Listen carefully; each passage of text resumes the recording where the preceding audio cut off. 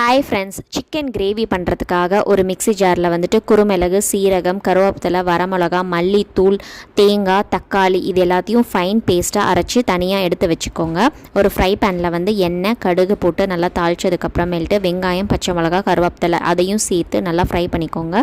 அதுக்கப்புறம் சிக்கனையும் சேர்த்து ஒரு 2 மினிட்ஸ் நீங்கள் வந்து நல்லா சாட்டே பண்ணதுக்கப்புறமேல்ட்டு நம்ம அரைச்சி வச்சுருக்கிற பேஸ்ட் அதில் சேர்த்து நல்லா வந்து மசாலா வந்து மிக்ஸ் பண்ணி விட்டுருங்க.